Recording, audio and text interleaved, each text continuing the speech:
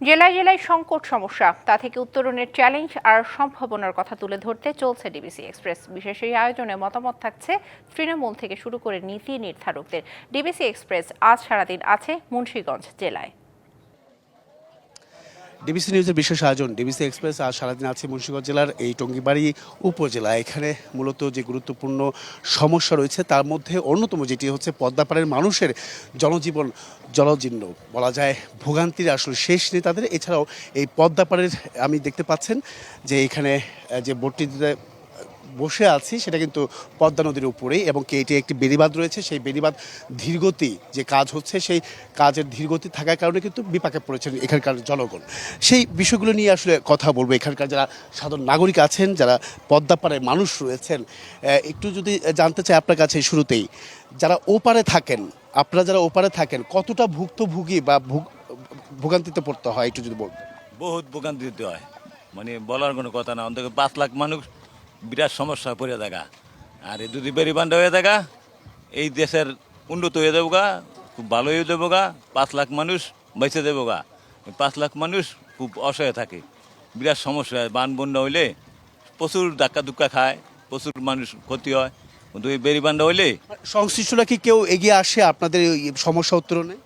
এই আমুলে কামুলে আইসো কইছে যে বেরিবান্ধ দিমু অন্ত এই আমুলে কামুলের তো আর নাই হনে আর কেউ আহে না। আমুলে কামুলে যে এখানে একটু জানতে চাই যে আপনার কাছে পদ্মাপাড়ে যারা ওপার থাকেন তারা এই চিকিৎসা ব্যবস্থা নিয়ে কতটা ভোগান্তিতে পড়তে হয় একটু। চিকিৎসা ব্যবস্থা তো পুরাই অসুবিধা। আপনার হয়তো টঙ্গিবাড়ি যেতে হবে, তা না হয়তো মুন্সিগঞ্জ সদরে। আর মুন্সিগঞ্জ সদর আর টঙ্গিবাড়ি ছাড়া তো এদিকে কোনো উন্নত চিকিৎসা নেই।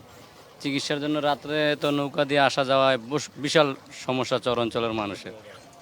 এইদিকে তো দেখতেই পাচ্ছেন এলাকার যে হাল, নদীর পাড়ে না রাস্তাঘাট নাই, আবার বেড়িবাঁধ নিয়ে তো বাঁধের 3 বছর হয় চলতেছে, কাজে এখনো শেষ হয়নি, সম্পূর্ণ হয় না। অসংখ্য ধন্যবাদ। এখানে আরও কয়েকজন আছেন, তাদের সঙ্গে একটু কথা বলতে চাই।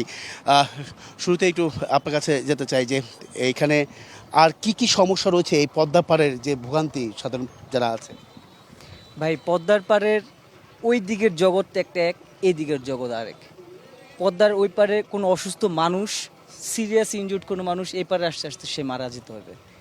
কারণ রাত 8টার পরে আপনি এই পার থেকে ওই পারে যাতায়াতের কোনো ব্যবস্থা পাবেন না, একদম পাবেন না, পাবেনই না। এই পারে শিক্ষা, চিকিৎসা, খাদ্য, নিরাপত্তা সব দিকে ওই পারে ঝুঁকি আছে।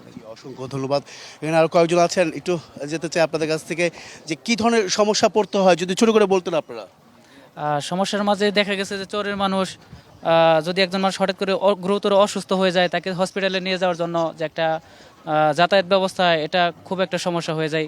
দেখা গেছে যে রাতের বেলা একটা গর্ভবতী নারী বা মহিলা যায়, নারীর যাতায়াত ক্ষেত্রে একটা সাপে কাটা একটা রোগীকে দেখা গেছে যে বর্ষা মৌসুমে অনেক সময় গত বর্ষাতে গেল রাসেল বাইপারের যে একটা উপদ্রব ছিল, মানুষ খুব ভোগান্তিতে ছিল, খুব মানে একটা দুশ্চিন্তার উন্নত চিকিৎসার সংকট রয়েছে এই এলাকাবাসী প্রত্যেকে আসলে বলছেন যে তাদের যে নাগরিক সুবিধা, বিশেষ করে পদ্মার ওপারটায় তারা কিন্তু আসলে ভুক্তভোগী দীর্ঘদিন ধরে, তাই তারা এই সমাধান চাচ্ছেন, উত্তরণ চাচ্ছেন এই সমস্যার সমাধানে।